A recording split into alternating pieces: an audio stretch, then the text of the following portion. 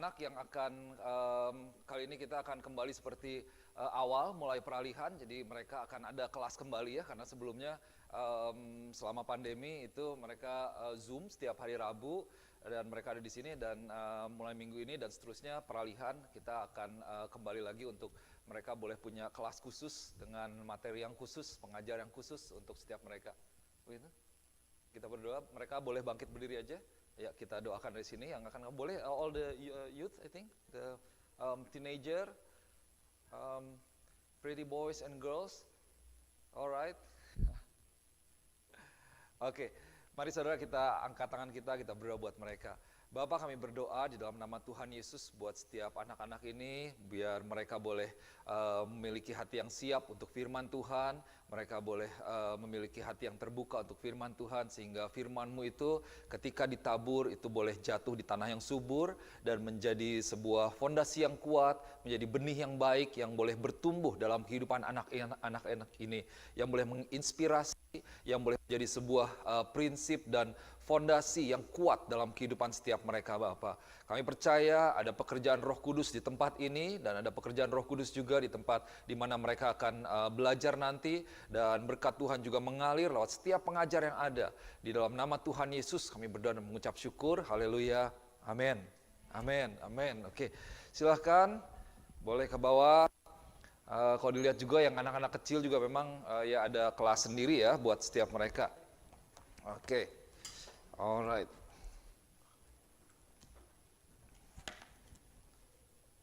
Saya sambil persiapkan Alkitab saya. Oke.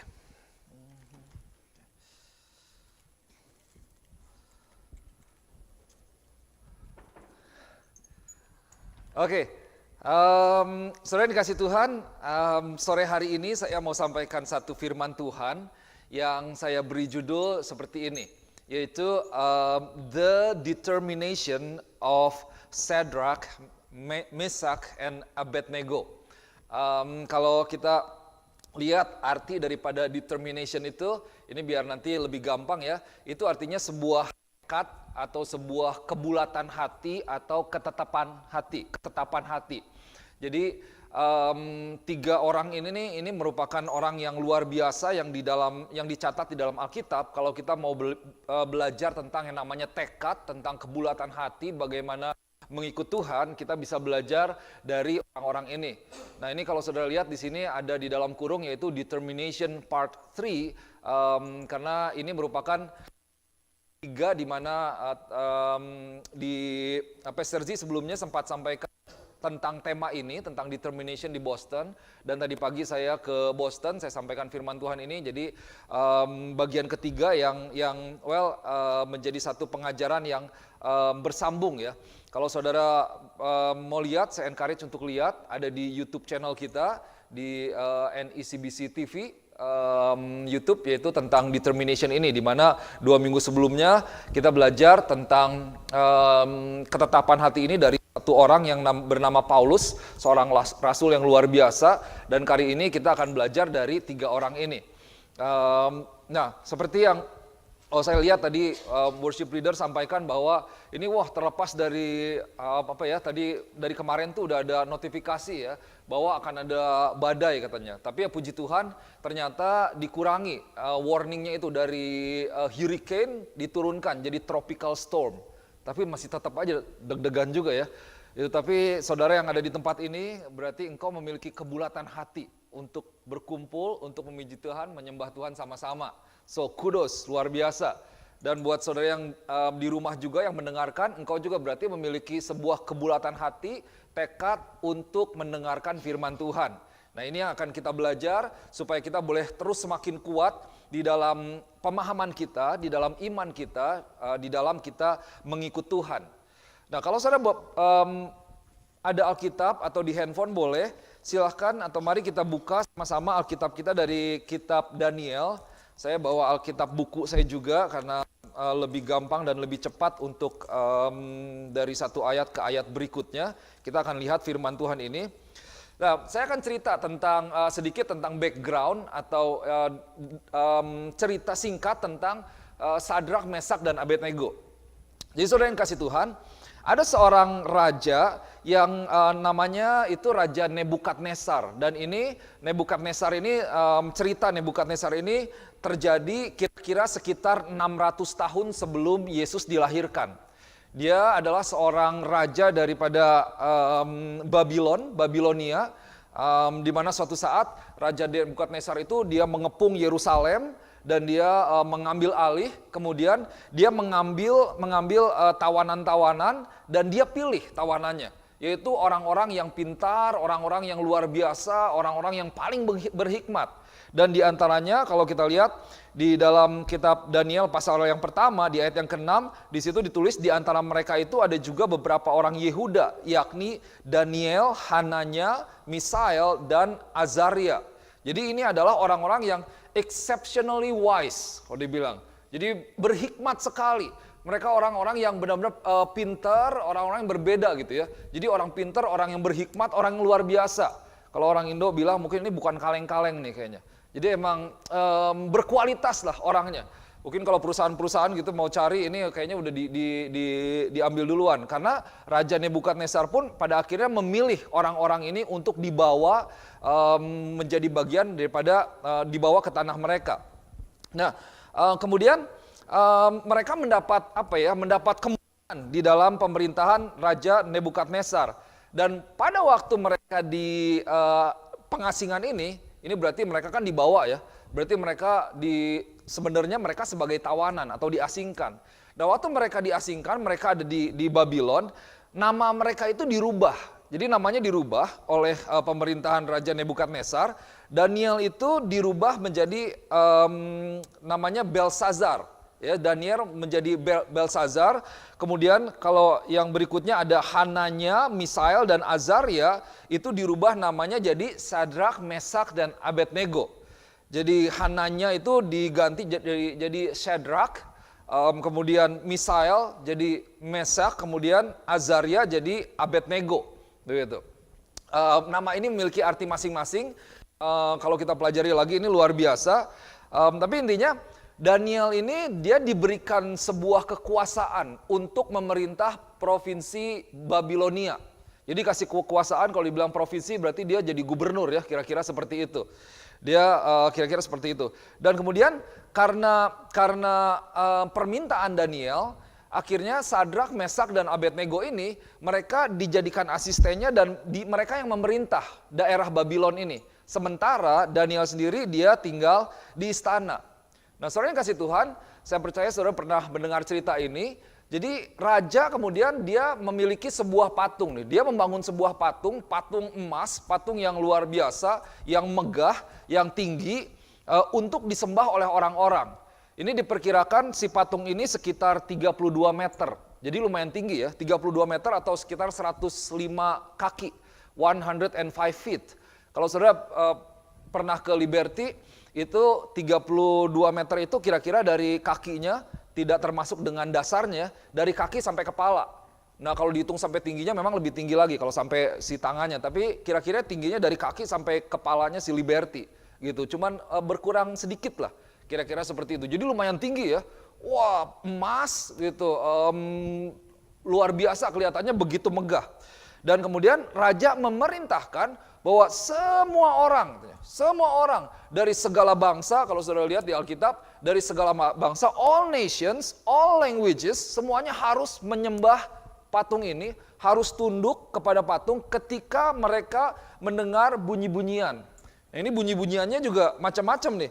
Ini menarik, ada beberapa hal yang saya sampai perlu Google untuk tahu bahwa ini musik apa gitu ya. Di Daniel 3 ayat yang ke-5 dikatakan seperti ini. Demi kamu mendengar bunyi sangkakala, seruling, kecapi, rebab apa ya, mungkin dangdut kali ya.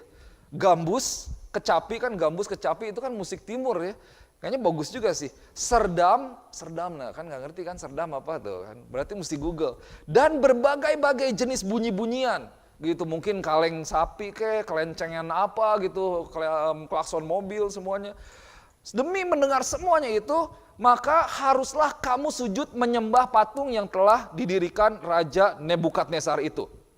So, setiap saat ketika raja memerintahkan, atau mungkin ada waktunya ya, nggak tahu berapa kali sehari, Begitu ada komandonya, ya musik langsung drum roll, keyboard masuk, gitar masuk semuanya, kendang masuk. Oh, goyangin Mang gitu ya. Ini di Bandung itu ada lucu, ada satu, ini saya jadi ceritain ini, udah tanggung lah. Jadi traffic control di persimpangan jalan, ternyata sekarang di Indonesia itu di Bandung udah dipasangin kamera. Jadi kamera dan ada traffic controlnya, jadi canggih. Nah, kalau ada yang ngelewatin garis atau nggak pakai helm, itu dipakai speaker di tengah-tengah perempatan yang sibuk itu diomongin, Bapak yang yang motornya warna ini, yang pakai jaket kuning misalnya, tolong kembali gitu. Atau ini penumpangnya nggak pakai helm, tolong diturunkan, tolong diturunkan. Kalau pura-pura gitu, iya itu yang kepalanya geleng-geleng, tolong diturunkan. Jadi nanti turun malu, mau nggak mau turun kan, atau motornya ini. Nanti kalau udah gitu belakangnya, ayo Bang, kendangin. Ya langsung dikasih musik jadi, itu kedengeran semuanya. Itu lucu. Coba cari di akunnya Ridwan Kamil, nanti ada ATC Bandung gitu. Jadi saya suka ketawa-ketawa sendiri. Ayo kendangin Mang gitu. Jadi nah kayaknya kira-kira begitu. Begitu musik simfoni semuanya kebayang ya. Ini simfoni loh ditulis karena banyak sekali. Berarti memang dibikin seperti yang bagus sekali untuk orang bisa menyembah dengan ketika mereka mendengar seperti itu. Nah, ternyata ini ada 3 orang yang berani sekali, 3 orang yang kalau saya bilang gila juga ya, punya nyalinya luar biasa. Ketika mereka mendengar itu, mereka berdiri dong, mereka nggak mau nyembah, mereka nggak mau tunduk. Dan kemudian ada orang-orang yang di sini dibilang dari orang-orang Kasdim yang melihat Sadrak, Mesak, dan Abednego. Kemudian orang-orang Kasdim ini melapor kepada raja tentunya. Raja kan udah bilang bahwa ada ketentuan. Semua orang yang mendengar ketika musik itu harus menyembah pada dewa yang raja buat ini. Tapi ini ada 3 orang ini nih. Sadrak, Mesak, dan Abednego.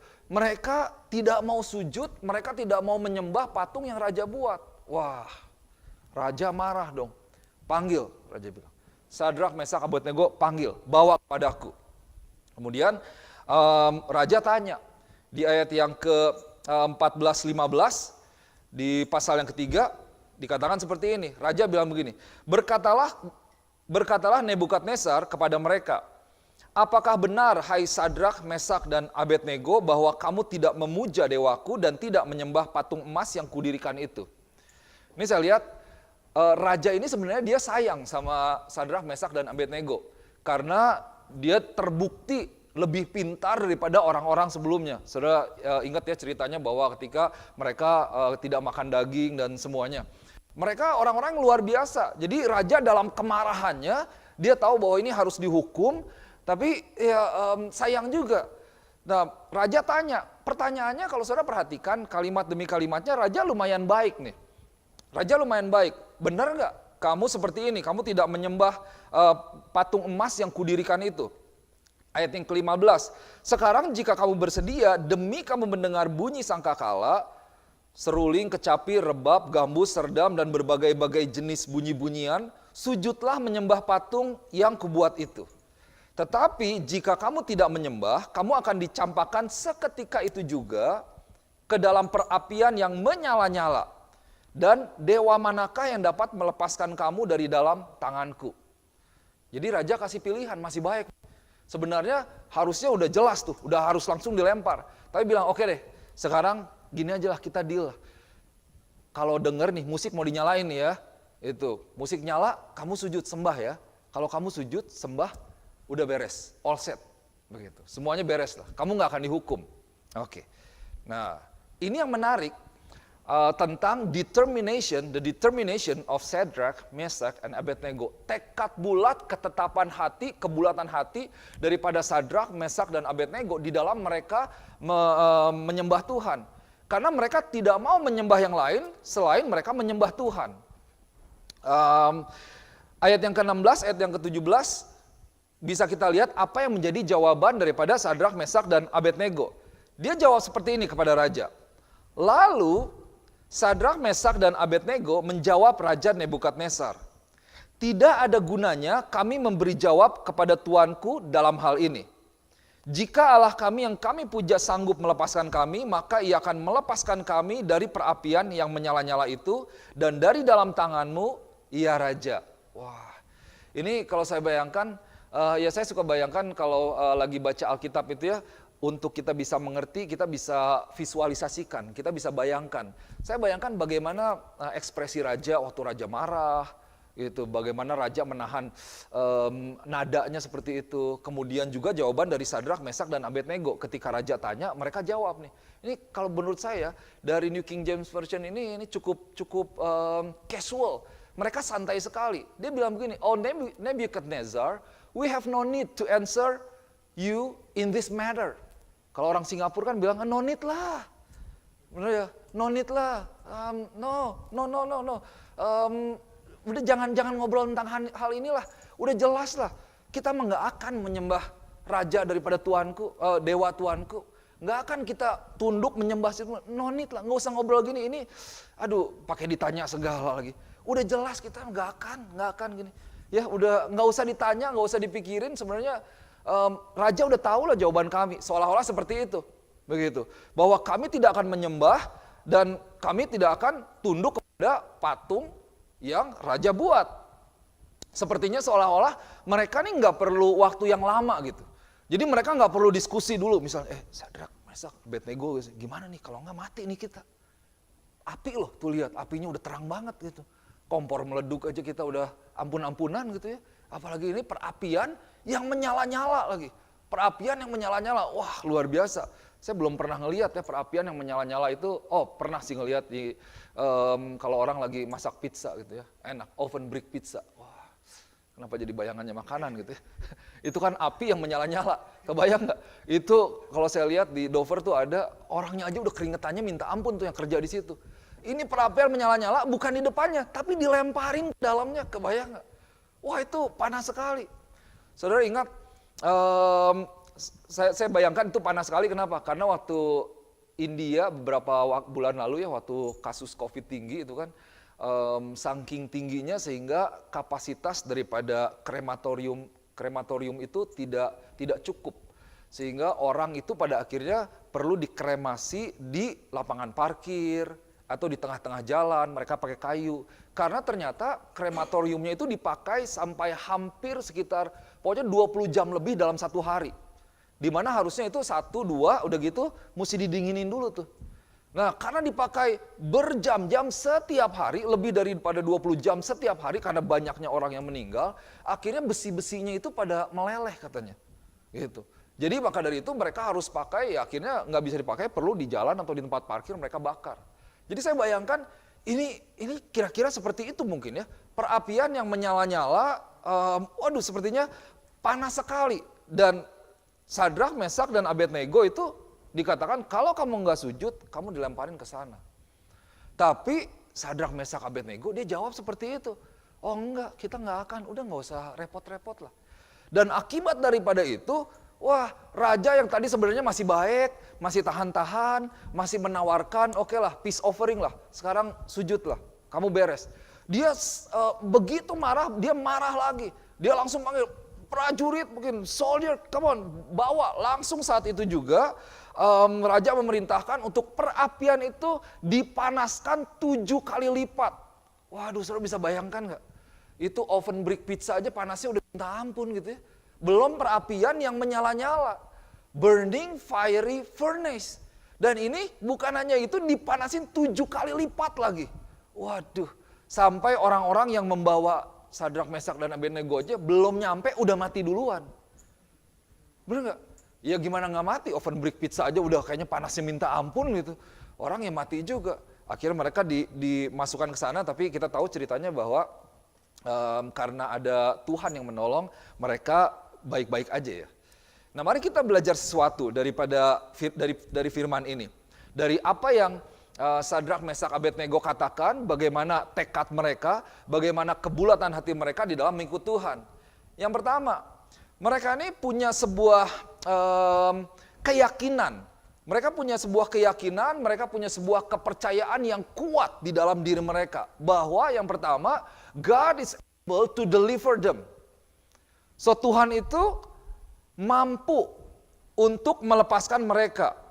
Saudara lihat di ayat yang ke-17, jika Allah yang kami puja sanggup melepaskan kami, maka ia akan melepaskan kami dari perapian yang menyala-nyala itu. Ini sebenarnya kayak kondisi sebab akibat ya. Tapi kalau kita lihat lebih dalam lagi di dalam bahasa Inggrisnya dikatakan itu menjadi dua hal yang terpisah. Mereka katakan, our God whom we serve is able to deliver us from the burning fiery furnace, and baru dibilang begitu, He will deliver us from your hand, O King. Nah, jadi yang pertama, mereka bilang bahwa our God is able to deliver us. Oke, Tuhan kami, yaitu Tuhan yang kami sembah, itu mampu melepaskan kami. Ya, kemudian yang kedua dikatakan bahwa ya Tuhan kami akan melepaskan kami. Next slide boleh. Saudara lihat bahwa yang pertama ketika mereka bilang bahwa Tuhan kami mampu, able to deliver us. God is able to deliver them.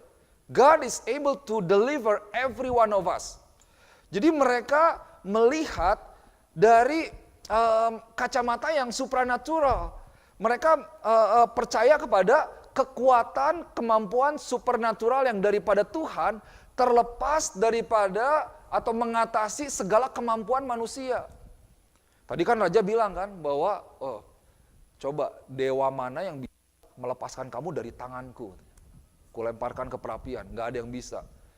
Buat Sadrak, Mesak, dan Abednego, mereka percaya betul bahwa Tuhan yang mereka sembah itu mampu berbuat sesuatu yang supranatural lebih daripada apa yang manusia bisa lakukan. Jadi mereka percaya penuh kepada Tuhan mereka. Mereka yakin penuh bahwa God is able. Nah, ini adalah iman yang perlu kita miliki dalam kehidupan kita. Kita perlu set hati kita, arahkan hati kita bahwa iya, kuat di dalam iman bahwa Tuhanku mampu melepaskanku dari masalahku. Ada amin. Nah, kedua, mereka bilang kan kemudian, God will deliver us. Nah, ini satu pernyataan lagi, satu statement yang kuat. Bahwa ya Tuhanku akan melepaskan aku, akan melepaskan kami. So, mereka percaya kepada rencana Tuhan atau intention Tuhan, keinginan Tuhan. Kalau kita lihat di dalam kitab Yeremia pasal yang ke-29 ayat yang 11, Yeremia menuliskan tentang siapa Tuhan. Siapa Tuhan yang sesungguhnya, karakter Tuhan itu seperti apa. Dalam New International Version dikatakan seperti ini. For I know the plans I have for you, declares the Lord. Plans to prosper you and not to harm you, plans to give you hope and future. Ya, bahwa rancanganku itu rancangan yang penuh dengan damai sejahtera. Untuk memberikan kamu hari depan, masa depan, pengharapan. Bukan rancangan untuk mencelakakan kita, bukan rancangan kecelakaan. Nah, itu adalah Tuhan kita. Jadi Sadrak, Mesak, Abednego, mereka nih tahu bahwa oh iya, Tuhan nih nggak mau bahwa saya ini celaka. Tuhan nggak mau saya mengalami keburukan. Tuhan nggak mau bahwa saya mengalami kejatuhan.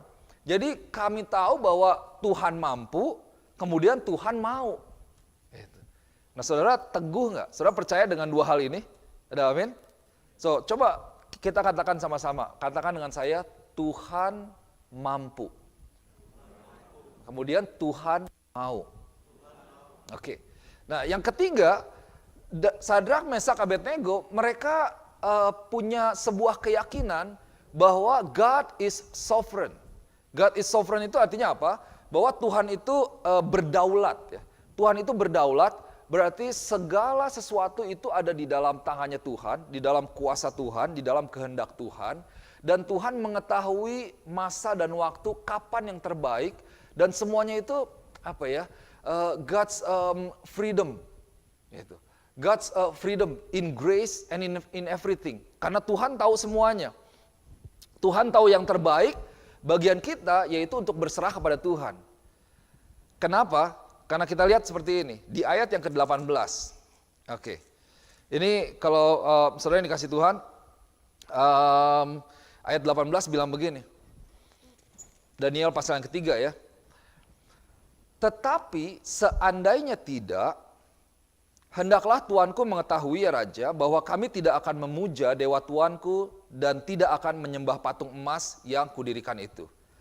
But if not, let it be known to you. Nah, biar kamu tahu raja, that we do not serve your God, nor we will worship the God, the gold image which you have set up. Jadi mereka ini bilang begini nih. Yang pertama, kami tahu Tuhan kami mampu. It's a strong statement, firm statement. God is able. And then second, we know that our God will deliver us. It's a firm, strong statement. It's a firm foundation. It is a determination of faith. But if, kemudian dikatakan, if not, kalaupun Tuhan tidak melepaskan kami, ketahuilah, kami tidak akan menyembah dewa daripada Tuhanku. Saudara yang kasih Tuhan, saya mau kasih satu pertanyaan ini buat kita semua untuk kita boleh renungkan ya. Hari-hari ini kita memang tidak berdiri di depan perapian yang menyala-nyala. Kita tidak ada di bawah ancaman untuk masuk ke dalam perapian yang menyala-nyala. Bahwa kita akan mati nih kalau kita tidak ikut Tuhan, kalau kita tidak menyembah Tuhan. Kalau kita, kalau kita menyembah dewa yang lain, kalau kita jauh dari Tuhan, tidak ada perapian yang menyala-nyala.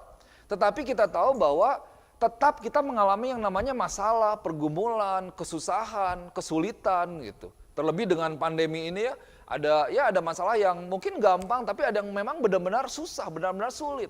Ada banyak orang yang kehilangan keluarganya, ada orang yang anak-anak yang tiba-tiba jadi yatim piatu dalam sekejap gitu. Ada yang tidak bisa bertemu dengan keluarganya dan lain sebagainya. Belum termasuk yang kehilangan pekerjaan, tidak bisa makan. Ada banyak cerita sedih. Dan itulah yang namanya kehidupan. Itu yang namanya kehidupan. Iman kita setiap hari, setiap saat itu dites loh. Kita ada dalam pertandingan iman. Nah, di dalam situasi-situasi seperti ini yang kita hadapi, yang kita doakan, apakah kita tetap menaruh pengharapan kita kepada Tuhan? Apakah kita tetap percaya bahwa Tuhan saya mampu? Atau apakah kita percaya bahwa Tuhan kita itu akan melepaskan kita? Ketika kita menghadapi pergumulan, apakah kita melihat bahwa nih kayaknya Tuhan gak bisa nih, tolong saya nih. Atau Tuhan gak mau nih, buktinya Tuhan cuek kok. Saya udah berdoa 3 tahun, 5 tahun dibiarin aja. Gak ada jawaban Tuhan, gak ada pertolongan Tuhan. Yang pertama kita perlu punya satu keyakinan yang teguh bahwa Tuhan kita mampu. Kemudian Tuhan kita mau loh. Karena it's God's intention for us to have a good life. Rancanganku bukan rancangan yang bukan rancangan kecelakaan, tapi rancangan yang penuh dengan damai sejahtera. Itu keinginan Tuhan. Ini kita mesti kuat nih. Tapi kemudian dari sini saya mau ajak Rochester City Blessing untuk kita boleh naik kelas lebih lagi nih. Kita perlu teguh yang pertama, Tuhan kita mampu. Yang kedua, Tuhan kita mau. God is able to deliver us and God will deliver us. We pray for all of this all the time. Untuk mereka yang sakit, kita berdoa. Kita percaya kepada firman Tuhan. Percaya kesembuhan. Percaya ada jalan keluar. Percaya Tuhan bisa bukakan pintu. Percaya Tuhan bisa memberkati. Percaya Tuhan bisa tolong. Begitu ya? Ada amin? Kita berdoa untuk semuanya itu. Kita percaya kepada firman Tuhan. Tapi lebih lagi, terlepas daripada semuanya itu, kita harus melihat juga bahwa Tuhan kita adalah Tuhan yang berdaulat. Bahwa Tuhan bisa sembuhkan, saya kasih contoh, kalau tidak selama kita di muka bumi ini, ketika kita selesai, itu kedaulatan Tuhan, di mana kita dibebaskan daripada segala sakit penyakit, contohnya. Atau, nah ini dia, ini yang menentukan, memperlihatkan apakah kita menjadi orang Kristen yang benar-benar dewasa di dalam Tuhan, atau iman kita ini diuji sebenarnya. Apakah iman kita adalah iman yang jikalau, if only, atau iman yang even though, yang meskipun. Apakah kita ikut Tuhan, Kita berkata, Tuhan, oke, I will follow you, I will serve you, if only you bless my family. If only that you bless my job, my work, my business. Kalau Tuhan berkati, saya ikut Tuhan deh. Kalau Tuhan berkati, saya layani Tuhan. Kalau Tuhan baik, saya baik lewat Tuhan. Atau iman kita adalah iman yang unconditional, yang tidak bersyarat. Seperti kasih Tuhan yang tidak bersyarat kepada setiap kita. Lord, even though, meskipun saya seperti ini, saya tetap mau melayani Tuhan. Saya tetap mau mengikuti Tuhan. Saya tetap mau bertumbuh di dalam Tuhan. Daniel, Sadrak, Mesak, dan Abednego, dalam hal ini khususnya, mereka berketetapan. Mereka punya determination. Oke, God is able, God will deliver us. But if not, kalaupun tidak, kami tidak akan menyembah dewa yang dibuat oleh Tuanku. Wah, itu luar biasa. Itu luar biasa. Nah, kita harus punya iman seperti ini nih. Hati kita mesti diset terhadap Tuhan seperti ini. Sehingga apa yang kita lihat, segalanya itu harus dilihat daripada kacamata rohani kita. Mata rohani kita, bukan daripada mata jasmani kita. Dan kemudian kita percaya kepada Tuhan sepenuhnya. Kita percaya kepada Tuhan sepenuhnya. Ya, kita percaya sekali lagi bahwa Tuhan mampu. Kita percaya Tuhan mau dan Tuhan akan melepaskan kita. But if not, kalau tidak bagaimana? Bagaimana jika Tuhan tidak memberkati saudara? Saya tanya. Bagaimana jika Tuhan tidak menyembuhkan saudara? Bagaimana jika Tuhan tidak menolong saudara? Bagaimana jika seolah-olah Tuhan membiarkan saudara di tempat ini semua sepertinya sendiri-sendiri? Bagaimana jika seolah-olah Tuhan membiarkan saudara? Apakah engkau masih akan tetap memuji Tuhan? Apakah engkau masih akan tetap mengasihi Tuhan? Apakah engkau masih akan tetap melayani Tuhan? Apakah engkau akan masih tetap menyembah Tuhan? Wah, saya berdoa gereja ini boleh menjadi gereja yang luar biasa, yang dewasa di dalam iman. Kita ikut Tuhan bukan karena tangan Tuhan, tapi kita ikut Tuhan karena kita mengasihi Tuhan. Kalau kita bicara tentang mengasihi, itu tidak bergantung kepada apa yang Tuhan lakukan. Maksudnya tidak bergantung kepada berkat Tuhan. Well, sekali lagi, kita punya keyakinan, kita tahu Tuhan kita luar biasa, Tuhan kita mampu. Dia mampu bekerja di luar pikiran kita. Di luar apa yang bisa kita lihat, apa yang bisa kita bayangkan. Itu adalah Tuhan. Yes, it's true. It's Him. Itu adalah Tuhan. Kemudian Tuhan mau. Tuhan punya rencana yang baik. God's intention for our life is for us to experience good things. To be blessed. But if not, kalau tidak misalnya, Sadrak, Mesak, dan Abednego, mereka berketetapan. Mampukah kita memiliki sebuah iman seperti mereka, di mana kita bisa tetap berkata, oke, biar orang-orang tahu, biar Tuhan tahu nih Tuhan. Biar setiap orang tahu, kalaupun kami mengalami keburukan, misalnya kami mengalami kesulitan, saya mengalami kesakitan, saya mengalami hal yang berat dalam kehidupan saya tidak akan menyerah di dalam perjalanan iman saya dan meninggalkan Tuhan. Saya akan tetap melayani Tuhan. Kenapa? Karena saya telah menetapkan hati saya, bulat hati saya, bertekad untuk mengikuti Tuhan tanpa syarat. Tentu kita berdoa dan saya melihat bahwa bagaimana Tuhan memberkati jemaat Tuhan di tempat ini. Tapi sore hari ini saya mau ajak untuk kita punya satu dasar yang kuat.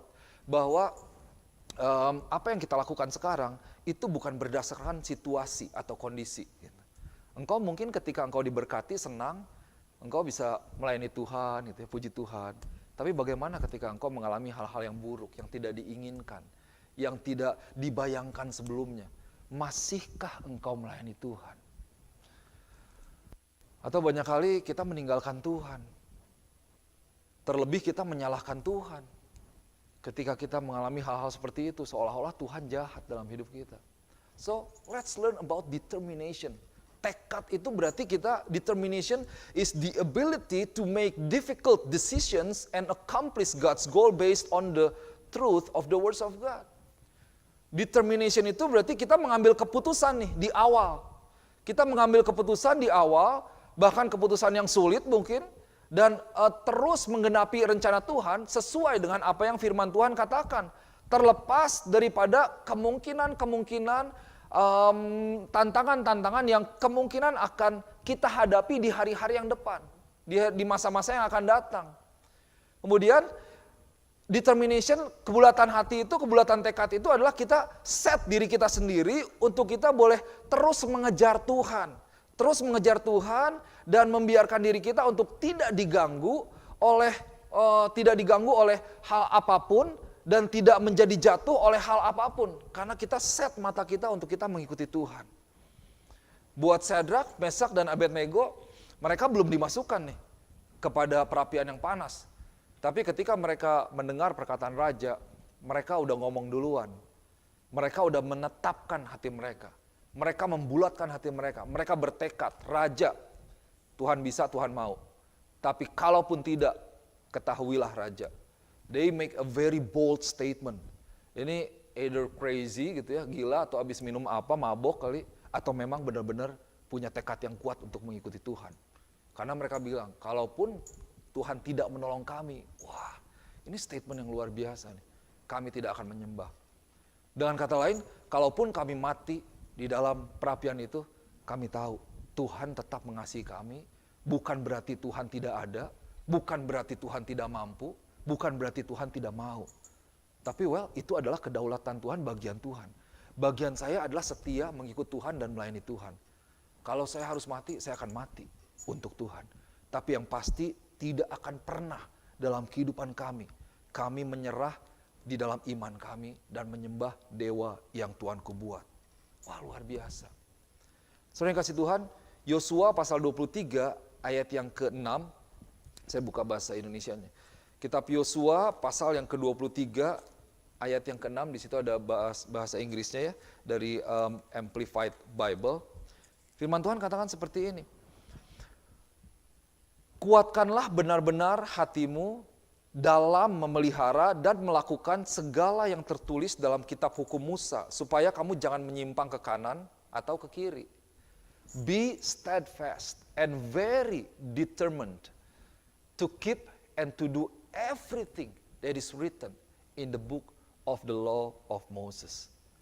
Jadi steadfast, tetap kuat, stay the course, stay in line. And then very determined, set hatimu, arahkan hatimu, miliki tekad yang kuat untuk engkau boleh tetap melakukan apa yang sesuai dengan firman Tuhan, terlepas daripada apapun yang terjadi di dalam kehidupanmu. Terakhir, mari kita lihat bagaimana cara iblis bekerja hari-hari ini. Kita tahu kalau di negara-negara berkembang ya seperti di Indonesia, terlebih negara-negara dengan jumlah orang percaya yang lebih sedikit. Orang Kristen lebih sedikit, atau mungkin secara jelas area-area secara luas negara-negara yang masih misalnya dihuni atau ditempati atau didiami dengan mayoritas, yaitu misalnya orang-orang Islam yang radikal misalnya. Tantangan mereka setiap hari itu nyata loh. Betul ya? Mereka nggak bisa berkumpul, mereka mungkin nggak bisa berdoa. Gereja di Indonesia masih banyak yang tidak bisa berjalan.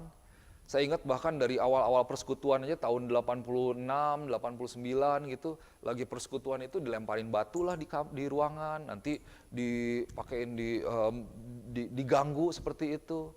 Gereja banyak yang masih dilempari batu, pokoknya nggak boleh, ditutup dan lain sebagainya. Dan bahkan di daerah-daerah tertentu sebagai orang percaya, sebagai orang Kristen yang mengasihi Tuhan, itu ada ancaman akan dibunuh, betul ya? Hal yang terbaik yang mereka bisa lakukan yaitu pindah kan. Pindah keluar, kalau enggak akan mati kalau stay di daerah itu. Nah itu ancaman yang kalau mau saya bandingkan ya kira-kira ancamannya mati. Sama seperti apa yang dialami Sadrak, Mesak, dan Abednego. Either kamu percaya pindah agama misalnya, atau pokoknya jangan nyembah Tuhan kamu aja. Kalau kamu terus nyembah Tuhan kamu, ya kami lempar ke istilahnya tanda kutip ke perapian yang menyala-nyala. Kamu mati bisa-bisa gitu. Nah, tapi kita perlu mengerti nih. Itu terjadi di negara-negara yang, ya puji Tuhan di Amerika nggak seperti itu ya. Kita nggak punya tantangan seperti itu, bener nggak? Bahwa kalau kamu ke gereja nanti lihat, kalau kamu sembah Tuhan nanti kita bunuh. Nggak ada. Tapi iblis bekerja dengan cara lain. Iblis bekerja dengan cara lain. Bagaimana cara iblis bekerja? Nah, di kota-kota yang modern, negara-negara yang lebih maju, iblis bekerja dengan cara yang lain. Strategi iblis itu bukan dengan mengancam iman kita. Mengancam kita supaya kita meninggalkan iman kita. Keluar daripada kekristenan kita. Tetapi perhatikan saudara yang kasih Tuhan, iblis bekerja dengan istilahnya seperti pancingan dikasih umpan. Dia memberikan umpan atau dia distract, mengganggu fokusmu kepada Tuhan, atau menawarkan sesuatu hal yang sepertinya lebih menarik daripada Tuhan.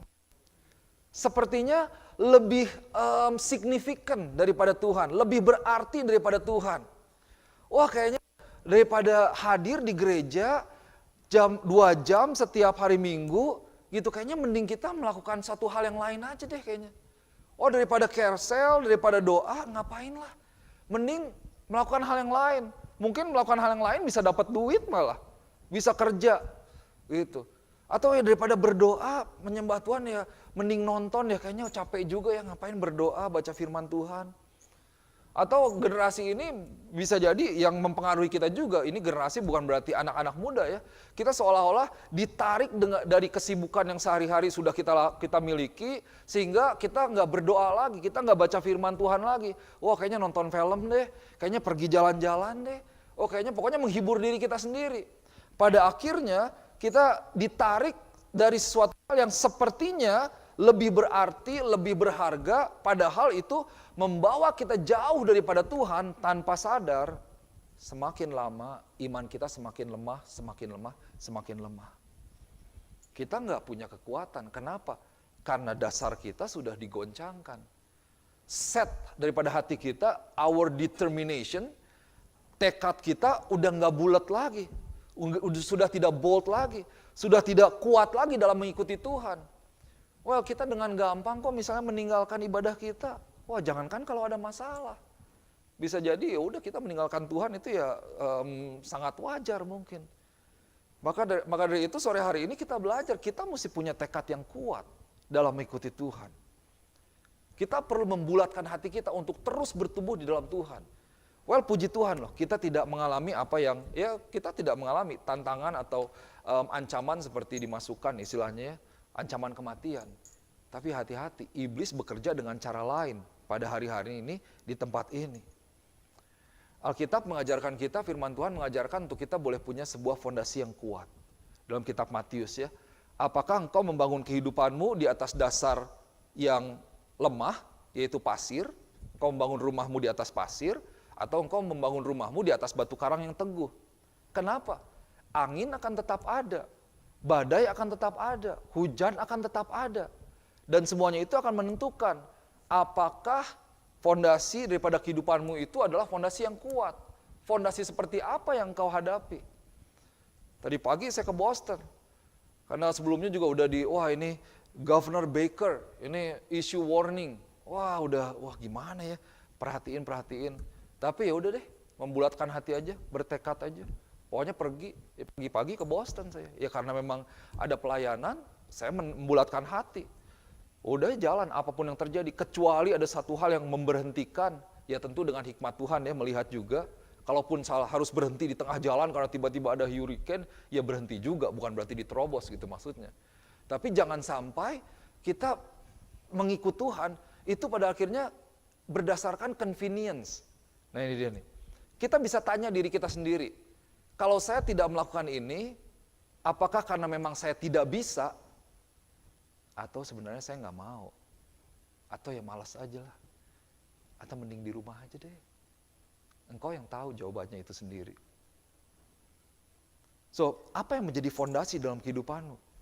Kalau di dalam arsitektur kan fondasi itu adalah satu hal yang dibuat pertama kali. Yang ditetapkan pertama kali. Dan itu menentukan bangunan itu sendiri. Seberapa kuat atau akan menjadi seperti apa bangunannya. Beda bangunan, beda tipe, beda lagi. Bangunan lebar, bangunan tinggi, itu beda lagi fondasinya. Itulah yang dinamakan dengan determination. Kita set hati kita yang menentukan masa depan kita. So hari ini kita harus tetapkan hati kita. Tetapkan hati kita terlepas apapun yang akan terjadi besok hari. Sehingga kalau besok hari kita mengalami sesuatu, tapi karena saya sudah menetapkan hati saya akan terus mengikut Tuhan. Tetap akan mengikut Tuhan. Ini buat yang pelajar, kalau misalnya yang tadi di Boston ada banyak pelajar ya, mulai ada banyak orang-orang baru karena ini musim kuliah masuk. Well, setiap pelajar pasti memiliki sebuah determination to finish their study in a good, to be success in their study. Pursue their degree, master degree or higher education misalnya dengan selesai yang baik. Secara umum kita punya determination, all of us I believe, to be a successful person, to be successful in our business, in our job, in our family, in our ministry, begitu ya. Nggak ada yang pengen gagal gitu, semuanya pengen sukses, pengen bagus. Itu bagus, tapi mari kita lihat apa yang Alkitab ajarkan yang menjadi the strongest why. Minggu lalu kalau saya ingat, the strongest why, alasan yang paling kuat, fokus yang paling kuat. Nah, Matius pasal 6 ayat yang ke-33, ayat terakhir ya. Matius 6 pasal yang ke-33.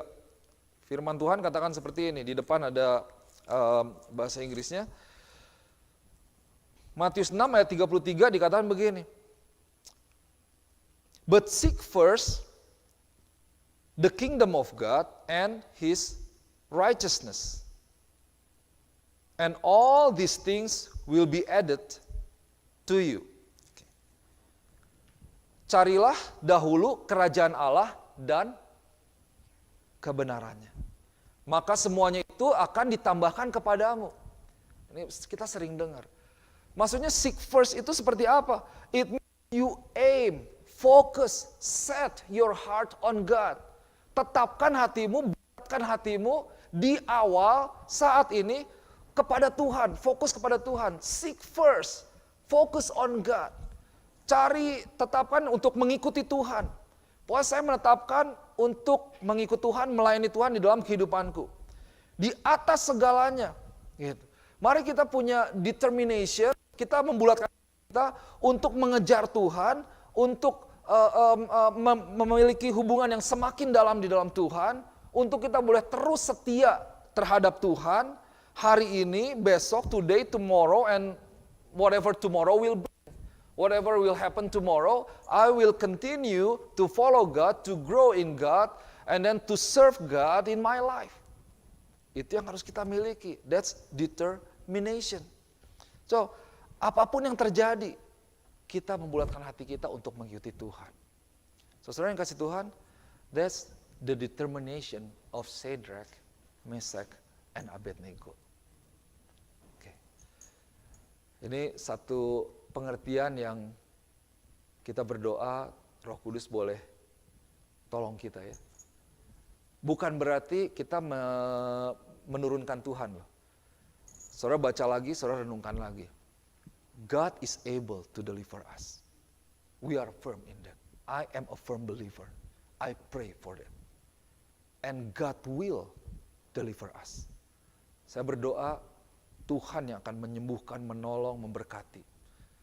Tetapi kita boleh punya satu kebulatan hati. Kalaupun tidak, Tuhan, aku akan tetap mengikuti Tuhan. Wah, it might not be easy to say. It needs a strong conviction. It needs a strong determination. We need to determine our life. To continue to pursue God, to serve God.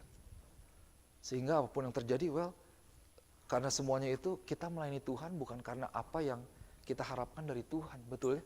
Jangan sampai. Tapi kita mengasihi pribadi Tuhan. kita mengasihi pribadi Tuhan, apapun yang terjadi, kita akan terus memberikan yang terbaik untuk Tuhan. So mari kita bulatkan hati kita sore hari ini. Kita miliki pemahaman yang lebih lagi, kita bertumbuh di dalam iman kekristenan kita. Kita boleh memberikan sebuah komitmen yang baru kepada Tuhan. Tuhan, aku akan melayani Tuhan. Aku akan set hari ini mataku kepada Tuhan dan membulatkan hatiku untuk mengikuti Tuhan. Tidak ada satupun atau apapun atau siapapun yang dapat menggantikan posisi Tuhan di dalam kehidupanku. Mari kita berdoa.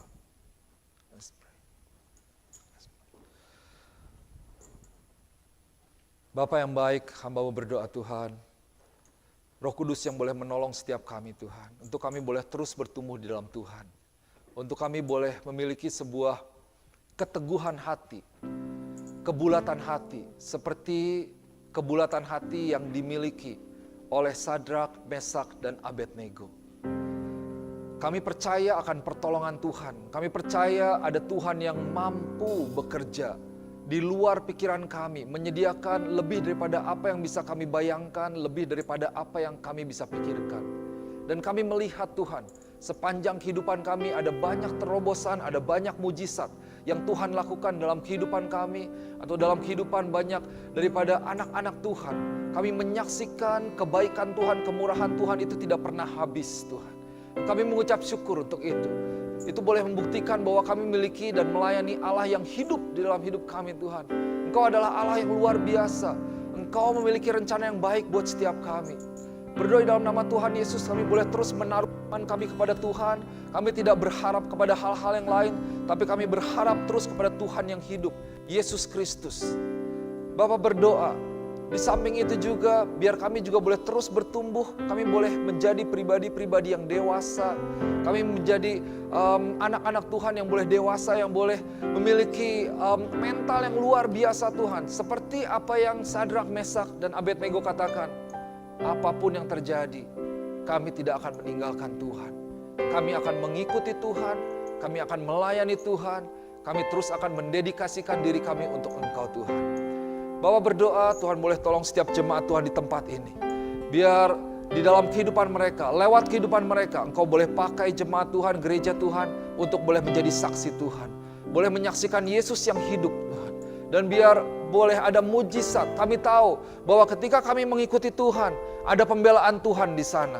Ada kemurahan Tuhan, ada kasih karunia yang daripada Tuhan.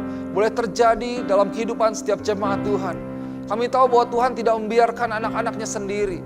Tuhan boleh menghargai setiap dedikasi yang diberikan untuk Engkau Tuhan, untuk kerajaan Allah. Dan biar boleh ada reward yang daripada Tuhan itu boleh terjadi. Tapi buat diri kami Tuhan, kami mau katakan Tuhan, kami mengasihi Engkau. Kami mengasihi Engkau dan kami mau memberikan yang terbaik untuk Engkau. Di dalam nama Tuhan Yesus, hamba-Mu berdoa, biar boleh dimeteraikan firman Tuhan ini. Ini boleh menetap, berakar kuat, menjadi fondasi yang menjadi sebuah inspirasi. Menjadi dasar nilai-nilai daripada kehidupan setiap jemaat Tuhan di tempat ini. Kemanapun kami pergi, dimanapun kami berada Tuhan, kami boleh menyaksikan Yesus lewat kehidupan kami. Dimeteraikan firman Tuhan, di dalam nama Tuhan Yesus kami berdoa dan mengucap syukur. Haleluya, amin, amin. Mengajak semua jemaat untuk bangkit berdiri. Kita mau nyatakan bahwa Tuhan